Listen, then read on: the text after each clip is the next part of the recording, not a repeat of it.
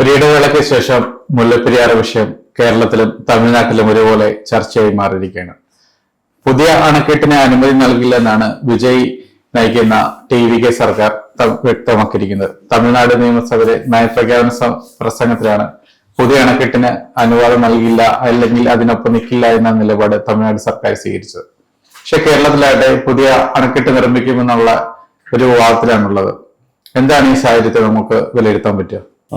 വിജയ് പ്രകടന പത്രികയിൽ ഇത്തരം കാര്യങ്ങളൊന്നും പറഞ്ഞിരുന്നില്ല. ഈ മുല്ലപ്പെരിയാർ ഡാമുമായിട്ട് ബന്ധപ്പെട്ടുള്ള കാര്യങ്ങളൊന്നും. പക്ഷെ കാവേരി ജല പ്രശ്നം അവർ പറഞ്ഞിരുന്നു. കർണാടക അവിടെ ഒരു ഡാം നിർമ്മിക്കാൻ പോകുന്നതിനെതിരെ അതെ വലിയ പ്രക്ഷോഭം നടത്തും എന്നുള്ള തരത്തിൽ പറഞ്ഞിരുന്നു. പക്ഷെ മുല്ലപ്പെരിയാർ ഡാമിനെ കുറിച്ച് പുള്ളിയൊന്നും പറഞ്ഞിരുന്നില്ല. ചെറിയ പ്രസ്ഥാനങ്ങൾ നടത്തിയിരുന്നു എന്നല്ലാതെ കാര്യമായിട്ട് ഇതിലേക്ക് ശ്രദ്ധ കൊടുത്തിരുന്നില്ല. ഇപ്പൊ പക്ഷെ ഭരണത്തിൽ കയറിയതിനു ശേഷം ആണ് മുല്ലപ്പെരിയാർ ഡാമിനെ ഒരു പ്രധാന വിഷയമായിട്ട് ഉയർത്തിക്കൊണ്ടുവരാന്നുള്ള ഒരു പദ്ധതിയിലേക്ക് അവർ വന്നിരിക്കുന്നത്. ഇതിന് കാരണം തമിഴ്നാടിന്റെ തെക്കൻ പ്രദേശങ്ങളിൽ അവർക്ക് കിട്ടിയ വലിയ സ്വീകാര്യതയാണ്. അവിടെ നടത്തിയ പ്രചാരണങ്ങളിൽ ഈ ഒരു വിഷയം ഉണ്ടായിരുന്നു. കാരണം നമുക്കറിയാം, തേനി, ദിണ്ടിഗൽ, അങ്ങനെ മധുരൈ, ആ ഒരു മേഖലയിൽ മൊത്തം ഇതൊരു വലിയ പ്രശ്നമാണ്. മുല്ലപ്പെരിയാർ ഡാം വിഷയം ഒരു വലിയ പ്രശ്നമാണ്. ആ പ്രശ്നത്തിന് അവിടുത്തെ വിജയ് നേതാക്കൾ, TVK നേതാക്കൾ കാര്യമായിട്ട് തെരഞ്ഞെടുപ്പ് വിഷയമാക്കുകയും അതിൽ നിന്ന് അവർക്ക് ഗെയിൻ ഉണ്ടാവുകയും ചെയ്തു.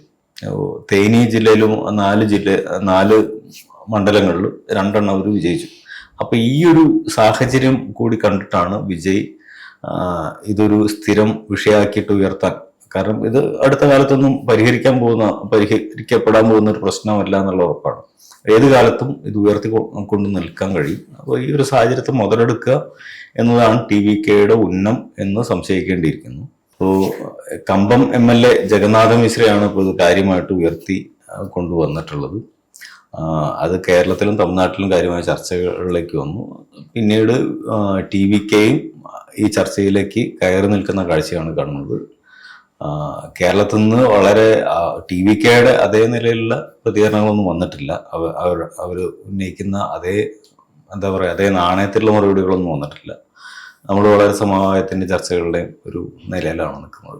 പക്ഷെ ഇതൊരു ദീർഘകാല പ്രതിസന്ധിയായിട്ട് മാറ്റാൻ TVK ശ്രമിച്ചേക്കും. മുൻ സർക്കാരിൽ നിന്ന് വ്യത്യസ്തമായിട്ടുള്ള സമീപനമായിരിക്കും, സ്റ്റാലിൻ സർക്കാരിൽ നിന്ന് വ്യത്യസ്തമായിട്ടുള്ള സമീപനമായിരിക്കും വിജയുടേത് എന്ന് സംശയിക്കാനുള്ള എല്ലാ വകയും ഇപ്പോഴുണ്ട് എന്നാണ് എനിക്ക് തോന്നുന്നത്.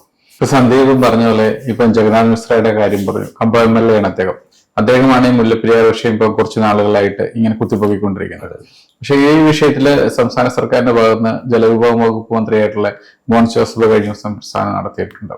അതായത് ഈ MLAയുടെ പേര് പറയാതെയാണെന്ന് അദ്ദേഹം പ്രതികരണം നടത്തിയത്. അധിക ജലം മുല്ലപ്പെരിയാറിൽ വരുന്ന അധിക ജലം തങ്ങൾക്ക് വേണമെന്നാണ് മിശ്ര പറയുന്നത്, കമ്പം MLA പറയുന്നത്. അങ്ങനെ കൊടുക്കാൻ പറ്റുന്ന ഒരു സാഹചര്യം ഇല്ല എന്നാണ് മോൻസ് ജോസഫ് പറയുന്നത്. കാരണം എന്താണെന്ന് വെച്ച് കഴിഞ്ഞാൽ ഇത് സുപ്രീം കോടതിയുടെയും കേന്ദ്ര സർക്കാരിന്റെയും ഇടപെടൽ നടക്കുന്ന ഒരു വിഷയമാണ്. പ്രത്യേകിച്ച് സുപ്രീം കോടതിയുടെ ഒരു നിർദ്ദേശങ്ങൾ അനുസരിച്ചാണ് മുല്ലപ്പെരിയാറിന്റെ പ്രവർത്തനങ്ങളെല്ലാം നടക്കുന്നത്. അപ്പോൾ MLA ആവശ്യപ്പെട്ടുകൊണ്ട് നാളെ വെള്ളം തുറന്നുവിട്ട് അധിക ജലം കൊടുക്കാനുള്ള സാഹചര്യമൊന്നുമില്ല.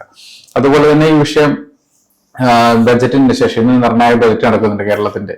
ആ ബജറ്റിന് ശേഷം അല്ലെങ്കിൽ ബജറ്റിൽ ഒരു പ്രഖ്യാപനം അല്ലെങ്കിൽ തീരുമാനം ഉണ്ടാകുമെന്ന് മോൻസ് ജോസഫ് പറയുന്നുണ്ട്. അതിനുശേഷമായിരിക്കും കേരള സർക്കാരിന്റെ ഭാഗത്തുനിന്ന് ഒരു തീരുമാനത്തിലേക്ക് കടക്കുക. അതിനോടൊപ്പം തന്നെ മുഖ്യമന്ത്രി VD സതീശൻ കഴിഞ്ഞ ദിവസം പറയുകയുണ്ടായി, ഈ വിഷയത്തിൽ തമിഴ്നാട് സർക്കാരുമായിട്ട് സംസാരിക്കും, മുല്ലപ്പെരിയാർ വിഷയത്തിൽ എന്താണ് ചെയ്യുക എന്ന് പറ്റുന്നത് സംസാരിക്കുമെന്ന് അദ്ദേഹവും പറയുന്നുണ്ട്. കേരളത്തിലും തമിഴ്നാട്ടിലും 2 സംസ്ഥാനങ്ങളിലും പുതിയ സർക്കാരുകളാണുള്ളത്. തമിഴ്നാട്ടിൽ വിജയ് സർക്കാരും കേരളത്തിൽ VD സതീശൻ സർക്കാരും. അപ്പൊ ഇരു സർക്കാരും ഈ വിഷയത്തെ പഠിക്കാനും അല്ലെങ്കിൽ ഈ വിഷയത്തെ പ്രശ്നം പരിഹരിക്കാനുള്ള സമീപനങ്ങൾ നടത്തുമെന്ന് മോൻസ് ജോസഫ് പറയുന്നുണ്ട്. അതുപോലെ തന്നെ ഈ കോടതിക്ക് പുറത്ത്, സുപ്രീം കോടതിക്ക് പുറത്തൊരു സമവായത്തിലെത്താൻ ശ്രമിക്കും എന്ന് മോൻസ് ജോസഫ് പറയുന്നുണ്ട്. ഇതുമായി ബന്ധപ്പെട്ട നിർദ്ദേശങ്ങൾ അദ്ദേഹം അല്ലെങ്കിൽ ജലവകുപ്പ് ഉദ്യോഗസ്ഥർക്ക് നൽകിയിട്ടുണ്ടെന്നും ഈ ആവശ്യമായ പഠനം നടത്താൻ അല്ലെങ്കിൽ നിർദ്ദേശം നൽകിയിട്ടുണ്ടെന്നും അദ്ദേഹം പറയുന്നുണ്ട്. പക്ഷെ ഇപ്പോൾ ഇവിടെ ഒരു വിഷയം എന്ന് പറഞ്ഞു കഴിഞ്ഞാൽ തമിഴ്നാട് സ്വീകരിക്കുന്ന ശക്തമായ നിലപാടാണ്. കാരണം ഈ മുല്ലപ്പെരിയാർ വിഷയത്തില് ഒരു വിട്ടുവീഴ്ചയ്ക്കില്ല എന്നുള്ള തീരുമാനമാണ് TVK സർക്കാർ സ്വീകരിക്കുന്നത്. അതിനിപ്പോൾ പ്രധാന കാരണം സന്ദീപ് ഇപ്പോൾ പറഞ്ഞതുപോലെ തന്നെ അത് അവരുടെ രാഷ്ട്രീയമാണ്. ഇപ്പൊ കമ്പമാണെങ്കിലും തേനി ആയിക്കോട്ടെ, ഡിണ്ടിഗൽ, ആ ഭാഗത്ത് ഏകദേശം ഒരു 5 ജില്ലകളോളം അവർ പറയുന്നുണ്ട്. ഈ 5 ജില്ലകളോളം വോട്ടിനെ സ്വാധീനിക്കാൻ ഈ മുല്ലപ്പെരിയാർ വിഷയത്തിന് സാധിക്കുന്നുണ്ട് തമിഴ്നാട്ടിന്. അതാണ് അവർ ഉപയോഗിക്കുന്ന ഏറ്റവും വലിയ രാഷ്ട്രീയ ആയുധമായിട്ട് കാണുന്നത്.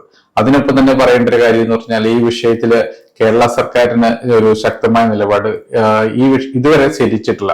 കാരണം വെച്ചാൽ ഈ ഒരു മുല്ലപ്പെരിയാർ വിഷയം ഇങ്ങനെ കേരളത്തിൽ കത്തിച്ച് നടത്താൻ കേരള സർക്കാരിന് ഒരു താല്പര്യവുമില്ല. അങ്ങനെ അവർ കേരള സർക്കാർ ഒരു പരിധി ചെയ്തിട്ടുമില്ല. കാരണം ജനങ്ങളിൽ ആശങ്ക ഉണ്ടാക്കുന്ന കാര്യമാണ്. അത് കാരണം ഒരു 2-3 ജില്ലകളിലടക്കം വളരെ ആശങ്ക ഉണ്ടാക്കുന്ന കാര്യമാണ്. പക്ഷെ തമിഴ്നാട് അങ്ങനെയല്ല, പരമാവധി വിഷയം കത്തിച്ച് നടത്തി അത് എപ്പോഴും ഒരു ജനങ്ങൾക്കിടയിലേക്ക് അതിങ്ങനെ ആളെ കത്തിച്ചുകൊണ്ട് ജനങ്ങളിൽ ഒപ്പം നിൽക്കാൻ, അല്ലെങ്കിൽ ജനങ്ങളുടെ കൂടെ ഞങ്ങളുണ്ട് എന്നുള്ള രീതിയിൽ നിൽക്കാൻ വേണ്ടിയിട്ടാണ് ഈ TVK ആയിക്കോട്ടെ, അല്ലെങ്കിൽ അതിനു മുമ്പ് ഭരിച്ച DMK ആയിക്കോട്ടെ, DMK ആയിട്ടുള്ള എല്ലാവരും ശ്രമിച്ചുകൊണ്ടിരുന്നത്. ഇതില് DMK മാത്രമാണ് കുറച്ച് സംയമനം പാലിച്ച ഈ വിഷയത്തിലും. പക്ഷെ TVK വരുമ്പോൾ ഈ വിഷയത്തിൽ അവരെ വീണ്ടും ഊതി കാച്ചുകയാണ് ഈ വിഷയം. കാരണം വെച്ച് കഴിഞ്ഞാൽ അവർക്ക് ഇത് രാഷ്ട്രീയ മുതലെടുപ്പിന് വളരെ ആവശ്യമുള്ള ഘടകമാണ് മുല്ലപ്പെരിയാർ എന്നുള്ളത്. അതുപോലെ തന്നെ ഈ വിഷയത്തിലൊക്കെ വിജയുടെ കാര്യത്തിൽ വരുമ്പോൾ വിജയ് വ്യക്തമായിട്ടൊരു നിലപാട് ഇക്കാര്യത്തിൽ വ്യക്തമാക്കിയിട്ടില്ല. വിജയ് മുഖ്യമന്ത്രി എന്ന നിലയിൽ ഈ കാര്യത്തെക്കുറിച്ച് ഒരു വ്യക്തമായ ഒരു കാര്യം ഒരു നിയമസഭയിലോ അല്ലാതെ അദ്ദേഹം പറഞ്ഞിട്ടില്ല. അദ്ദേഹം പറയുമെന്നത് കരുതാം. കാരണം വെച്ച് കഴിഞ്ഞാൽ TVK MLA ആയിട്ടുള്ള ജഗന്നാഥ് മിശ്ര ഇക്കാര്യം പറഞ്ഞു കഴിഞ്ഞു. അപ്പോൾ മുഖ്യമന്ത്രിക്ക് ഈ വിഷയത്തിൽ പ്രതികരിക്കാതിരിക്കാനും പറ്റില്ല. പക്ഷെ അതുപോലെ നയപ്രഖ്യാപന പ്രസംഗത്തിൽ ഈ വിഷയം വരുമ്പോൾ സ്വാഭാവികമായിട്ടും വിജയ് അറിയാതെ അല്ല ഈ വിഷയം അവിടെ നിയമസഭയിൽ അവതരിപ്പിച്ചിരിക്കുന്നത്. അങ്ങനെ ഒരു സാഹചര്യവും ഇവിടെയുണ്ട്.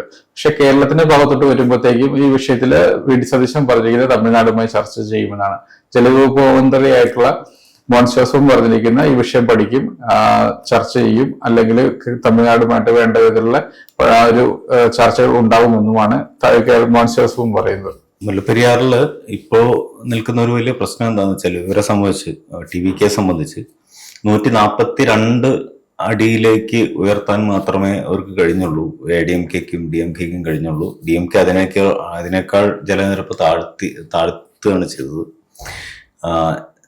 തങ്ങളത് 152 അടിയിലേക്ക് ഉയർത്തും, സുപ്രീം കോടതി ഓർഡർ പ്രകാരമുള്ള 152 അടിയിലേക്ക് എത്തിക്കും എന്ന നിലപാടാണ് ഇപ്പോൾ TVK പ്രഖ്യാപിച്ചിരിക്കുന്നത്. അത് കുറച്ച് നാളായിട്ട് TVK പറഞ്ഞുകൊണ്ടിരിക്കുന്ന കാര്യമാണ്. അപ്പോൾ ഇങ്ങനെ 152 അടിയായിട്ട് ഉയർത്തുക എന്ന് പറഞ്ഞാൽ അത് അത്ര എളുപ്പമുള്ള കാര്യമില്ല. കാരണം മുല്ലപ്പെരിയാർ നിൽക്കുന്നത് കേരളത്തിന്റെ പ്രദേശത്താണ്. അപ്പോൾ 152 അടിയായിട്ട് ഉയർത്തുമ്പോൾ വനമേഖല കുറെ ഭാഗങ്ങൾ മുങ്ങിപ്പോകും. അവിടെ കുറച്ച് മരങ്ങൾ വെട്ടിമാറ്റേണ്ടി വരും. ഇതിനുവേണ്ട എൻവയോൺമെന്റൽ ക്ലിയറൻസ് കിട്ടണം. അപ്പൊ അങ്ങനെ പല പ്രതിസന്ധികളും പ്രശ്നങ്ങളുണ്ട്. അപ്പൊ ഇതൊക്കെ നേടിയെടുക്കും എന്നാണ് വിജയ് പറയുന്നത്. പക്ഷെ ഇത് അത്ര എളുപ്പത്തിൽ സാധിക്കുന്ന ഒരു കാര്യമല്ല. കാരണം അത് കേരളത്തിന്റെ കൂടെ പങ്കാളിത്തം ആവശ്യമുള്ള, കേരളത്തിന്റെ സപ്പോർട്ട് ആവശ്യമുള്ള ഒരു കാര്യമാണ്. കേരളത്തിന് ഇക്കാര്യത്തിൽ വലിയ ആശങ്കയുണ്ട്. ജലനിരപ്പ് ഉയർത്തുക എന്നത് ഓരോ അടി ഉയരുമ്പോഴും കേരളത്തിലെ ജനങ്ങൾ പാനിക്കാവും, ആശങ്കയിലാവും. അത് വലിയ പ്രശ്നമാണ്. അപ്പൊ അത് അത്ര എളുപ്പത്തിൽ നടക്കുന്ന കാര്യമല്ല. ഇക്കാര്യത്തിൽ സ്റ്റാലിൻ ഒരു സമവായത്തിന്റെ നിലയിലാണ് നിന്നിരുന്നത്. കേരളത്തിലെ ജനങ്ങളുടെ ആശങ്ക കൂടി അദ്ദേഹം ഒരു തരത്തിൽ പരിഗണിച്ചിരുന്നു എന്ന് വേണം കാണാൻ. കാരണം ഇതിന്റെ മേലെ വലിയ തീവ്രവാദപരമായിട്ടുള്ള നിലപാടൊന്നും എടുത്തിട്ടില്ല. തമിഴ്നാടിന് ആവശ്യമായിട്ടുള്ള വെള്ളം കിട്ടുന്നുണ്ട്. കമ്പം തേനി ഭാഗത്തുള്ള കൃഷിക്കും ഒക്കെ ആവശ്യമായിട്ടുള്ള വെള്ളം തമിഴ്നാടിന് കിട്ടുന്നുണ്ട്. അതിൽ വേറെ ആശങ്കയുടെയും പ്രശ്നങ്ങളുടെ ഒന്നും കാര്യങ്ങളില്ല. അപ്പോൾ ഇതൊരു പൊളിറ്റിക്കൽ ഇഷ്യൂ ആയിട്ട് ഉയർത്തിക്കൊണ്ടുവരികയും അടുത്ത തെരഞ്ഞെടുപ്പാകുമ്പോഴത്തേനും ഇതൊരു വലിയ ഇഷ്യൂ ആക്കിയിട്ട് മാറ്റിയാൽ തെക്കൻ മേഖലകളിൽ TVKക്ക് കുറെ കൂടി ഗ്രിപ്പ് കിട്ടും. ഇതാണ് പ്രധാന വിഷയം. ഇതിനപ്പുറത്തേക്ക് ഇതിന് വരെ വലിയ രാഷ്ട്രീയ തത്വങ്ങളോ ഒന്നുമില്ല. അപ്പോൾ പിന്നെ ഇത് കൂടാതെ വിജയെ സംബന്ധിച്ച് ഒരു സിനിമാ താരം എന്നുള്ള ഒരു നിലയിലാണ് ഇപ്പോഴും അയാളുടെ പ്രവർത്തനങ്ങളും. അയാൾ അങ്ങനെ തന്നെയാണ് കാണുന്നത്. സിനിമാ താരമായിട്ട് തന്നെയാണ് ഇപ്പോഴും പ്രസംഗവേദികളിൽ അദ്ദേഹം പ്രത്യക്ഷപ്പെടുന്നത്. ഇനി വിജയ് കാണിക്കേണ്ട ഒരു സംഗതി, അദ്ദേഹം തെളിയിക്കേണ്ട ഒരു സംഗതി, അദ്ദേഹത്തിന് വലിയ രാഷ്ട്രീയ വിഷയങ്ങളൊക്കെ ഏറ്റെടുക്കാനുള്ള ശേഷിയുണ്ടെന്നും ആ വിഷയങ്ങളെ മുമ്പോട്ട് കൊണ്ടുപോകാനും വിജയിപ്പിക്കാനുള്ള കഴിവുണ്ടെന്നുള്ളത് തെളിയിക്കേണ്ട ഒരു അത്യാവശ്യമുണ്ട്. ഈ ഒരു അസ്തിത്വ പ്രതിസന്ധിയെയാണ് യഥാർത്ഥത്തിൽ വിജയ് ഇപ്പോൾ മുന്നിൽ കാണുന്നത്. അപ്പോൾ അതിനു വേണ്ടിയുള്ള ശ്രമങ്ങളാണ് അദ്ദേഹം നടത്തുന്നത്. ഈ മുല്ലപ്പെരിയാർ വിഷയം വളരെ വലിയൊരു വിഷയമാണ്. വളരെ വർഷങ്ങൾ പഴക്കമുള്ള വലിയൊരു രാഷ്ട്രീയ പ്രശ്നമാണ്. 2 സംസ്ഥാനങ്ങൾ തമ്മിലുള്ള ജലപ്രശ്നമാണ്. അപ്പോൾ ഇതൊരു വലിയ ഡീപ്പായിട്ടുള്ള രാഷ്ട്രീയ വിഷയം. ആ വിഷയത്തിൽ താൻ ഇടപെടുന്നു. ആ ഇടപെടലിന്റെ ഒരു ശേഷിയൊക്കെ തനിക്കുണ്ടെന്ന് പ്രൂവ് ചെയ്യാനും ഒക്കെ ഒരു സാഹചര്യം ഒരുക്കുക എന്നുള്ളൊരു സംഗതി കൂടി ഇതിനകത്തുണ്ട്. പക്ഷെ ഇവിടെ ഒരു വിഷയം എന്ന് പറഞ്ഞു കഴിഞ്ഞാൽ കേരളത്തിന്റെ വാദം എന്ന് പറഞ്ഞാൽ ഇപ്പൊ മോൻസേഴ്സ് പറയുന്നുണ്ട്, ഉമ്മൻചാണ്ടി മുഖ്യമന്ത്രിയായിരുന്ന കാലത്ത് ഇന്ന് പി ജെ ജോസഫ് ജലവിഭവ വകുപ്പ് മന്ത്രിയായ സമയമാണ്. അന്ന് തന്നെ കേരളത്തിന്റെ സ്റ്റാൻഡ് എന്താണെന്ന് വെച്ചാൽ തമിഴ്നാടിന് വെള്ളം കേരളത്തിന് സുരക്ഷ എന്നാണ്. അത് തന്നെയാണ് കേരളത്തിന്റെ നിലവിലുള്ള ഒരു സ്റ്റാൻഡ്. പക്ഷെ ഇപ്പോൾ നമ്മൾക്ക് പറയേണ്ട കാര്യം എന്ന് പറഞ്ഞു കഴിഞ്ഞാൽ ഒരു പുതിയ അണക്കെട്ട് എന്നുള്ള ഒരു വാദമാണ് കേരളം മുന്നോട്ട് വെക്കുന്നത്. അതിനുള്ള സ്ഥലം കണ്ടെത്തിയിട്ടുണ്ട്, ഏകദേശം ഒരു 3 സ്ഥലങ്ങളോളം കണ്ടെത്തിയിട്ടുണ്ട്. അതായത് തമിഴ്നാടും കേരളത്തിന്റെയും എഞ്ചിനീയർമാരുടെ ഒരു സമിതിയോ മറ്റുകൊണ്ടാണ് അത് കണ്ടെത്തിയത് 3 സ്ഥലങ്ങളിൽ. അപ്പം അതിന് ഏറ്റവും നല്ല സ്ഥലം എന്ന് പറയുന്നത് ഈ നിലവിലുള്ള അണക്കെട്ടിൽ നിന്ന് 1300 മീറ്റർ മാറിയിട്ടുള്ള ഒരു സ്ഥലമാണ് ഇതിന് കണ്ടെത്തിയിരിക്കുന്നത്. 1980 മറ്റോണ്ടാണ് ഇതുമായിട്ട് ബന്ധപ്പെട്ട ഒരു പഠനം നടത്തി ഈ സ്ഥലം കണ്ടെത്തുകയൊക്കെ ചെയ്തത്. പക്ഷെ ഇപ്പോഴും ഒരു പ്രശ്നം എന്ന് പറഞ്ഞാൽ ഒരു പുതിയ അണക്കെട്ട് നിർമ്മിക്കണമെങ്കിൽ പോലും 10 മുതൽ 15 വർഷം വരെ സമയം വേണ്ടി വരും. ആ സമയത്തിനുള്ളിൽ തന്നെ ഈ നിലവിലുള്ള ഡാം വീണ്ടും പഴക്കം ചെല്ലുകയും അത് വീണ്ടും ആശങ്ക കൂടുകയും ചെയ്യും. ഈ സമയത്ത് തന്നെ TVക്ക് സ്വാഭാവികമായിട്ടും ഈ മുല്ലപ്പെരിയാർ വിഷയത്തില് കൂടുതൽ ഒരു ജനങ്ങളിലെ പാനിക്കാക്കുന്ന ഒരു സിറ്റുവേഷൻ ഉണ്ടാക്കുകയും ചെയ്യും. പക്ഷെ കേരളത്തിന്റെ പ്രശ്നം എന്ന് പറഞ്ഞാൽ ജനങ്ങളെ പാനിക്കാക്കാതെ മുന്നോട്ട് കൊണ്ടുപോകണം എന്നുള്ളതാണ്. പക്ഷെ ഈ വിഷയം സുപ്രീം കോടതിയിലോട്ട് എത്തുകയാൽ പോലും കേരളത്തിന് എത്രത്തോളം വിജയിക്കാൻ സാധിക്കും എന്നുള്ള കാര്യത്തിലൊക്കെ എപ്പോഴും ആശങ്കയുണ്ട്. നമ്മൾ ഈ കോടതിയുടെ ഒരു ഇടപെടൽ എപ്പോഴും തമിഴ്നാട്ടിന് അനുകൂലമായിട്ടുണ്ട്. അത് പല ഘട്ടത്തിൽ നമ്മൾ കണ്ടതുമാണ്.